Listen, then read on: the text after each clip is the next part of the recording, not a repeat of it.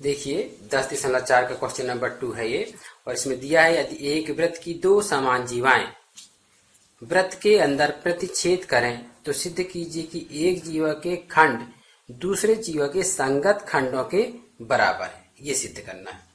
तो देखिए एक वृत्त बनाया हमने और इसकी दो जीवाएं हमने खींचा है। एक जीवा का नाम ए बी रख देते हैं, ए बी, और दूसरी जीवा का नाम हम क्या रखेंगे, सी और डी रखते हैं। एक दूसरे को ई बिंदु पर काटते हैं, वो ई बिंदु पर काट रहे हैं।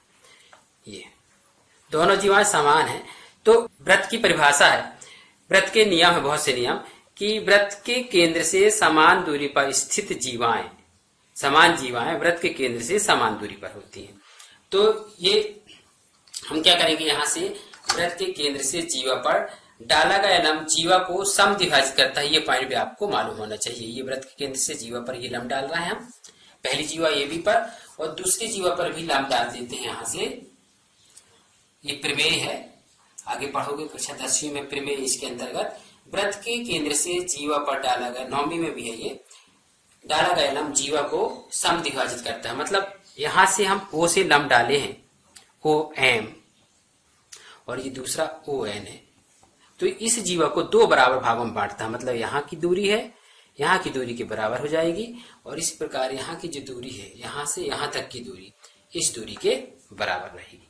वृत्त के केंद्र से जीवा पर डाला गया लंब जीवा को समद्विभाजित करता है, बराबर भागों में बांटता है। इसी पॉइंट से ये सिद्ध होगा। अब यहाँ केंद्र को हम ओ से मिला देते हैं। यहाँ पे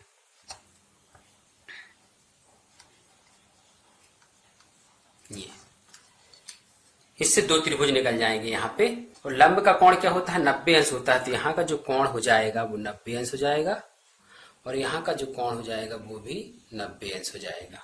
ये तो इस त्रिभुज और इस त्रिभुज में अपन तुलना करेंगे, और दोनों त्रिभुज को आप सर्वांग सम बताना है। और हमको क्या सिद्ध करना है कि दो जीवाएं बराबर जीवाएं हैं, और एक दूसरे के जो खंड कटे हैं वो आपस में बराबर होना चाहिए। पहले जीवा का खंड ए ई है तो डी ई के बराबर होना चाहिए, और दूसरे जीवा का दूसरा खंड है ई बी बराबर ई सी सिद्ध करना है। आपको सवाल समझ में आ गया होगा।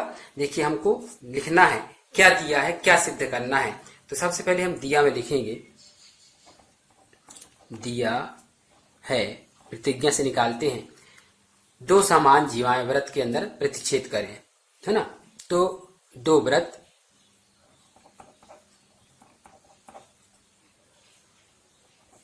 एक दूसरे को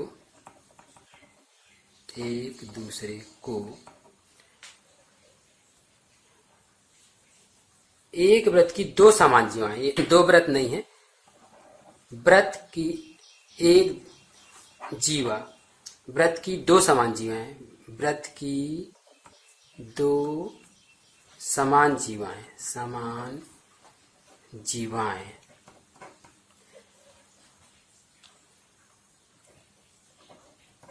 प्रतिच्छेद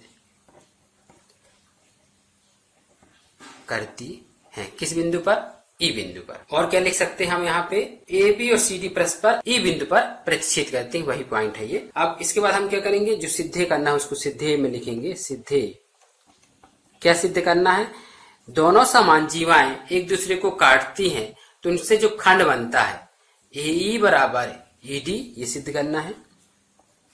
ए ई बराबर ई डी, एक जीवा का जो खंड है वो संगत दूसरी जीवा के संगत खंड के बराबर होना चाहिए, ये। और दूसरा पॉइंट है ई बी बराबर ई सी सिद्ध करना है, ये सिद्ध कर। अब देखिए हम क्या लेंगे, हम सिद्ध करने के बाद एक लाइन रचना लिखते हैं हम, जो अलग से रचना करते हैं। हमने क्या किया है कि ओ एम लंब ए बी, ओ एम लंब डाला है किसमें, ए बी में वृत्त के केंद्र से, और दूसरा ओ एन लंब डाला है सी डी में। और क्या किया है, ओ को ई से मिलाया है, ओ को ई प्रतिच्छेद बिंदु से ई से मिलाया। ये अलग से हम रचना में लिखेंगे। अब हम क्या करेंगे, यहाँ पे दोनों त्रिभुजों में हम तुलना करेंगे। यहाँ पे एक लाइन लिखते हैं, हम क्या लिखते हैं, OM बराबर ON, समान जीवाएं वृत्त के केंद्र से समान दूरी पर होती हैं, तो लिख देंगे हम OM बराबर ON, और समान जीवाएं हैं तो AB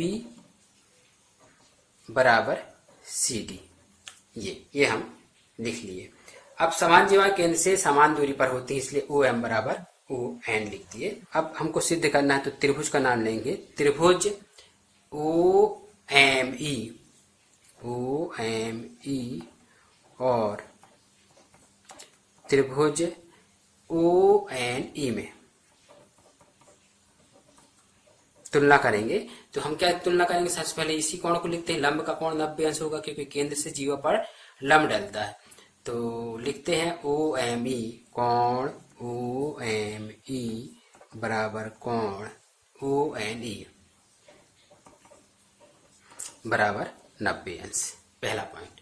दूसरा पॉइंट क्या लिखेंगे हम, OM बराबर ON, OM बराबर ON।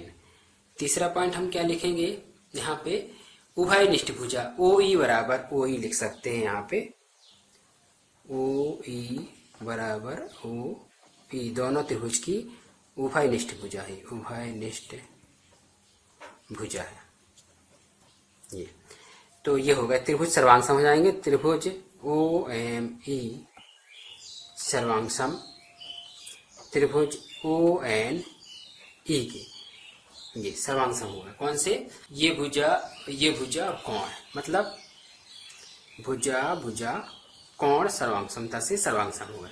जब सर्वांग सम हो गए तो हम क्या करेंगे, उनकी संगत भुजाओं को हम बराबर लिख सकते हैं। तो क्या हो जाएगा, ME बराबर NE, ये सिद्ध हो जाएगा। यहाँ पे अभी सिद्ध नहीं हुआ है, ME बराबर NE, ये पॉइंट निकल के आएगा, इसको हम 1 मान लेते हैं।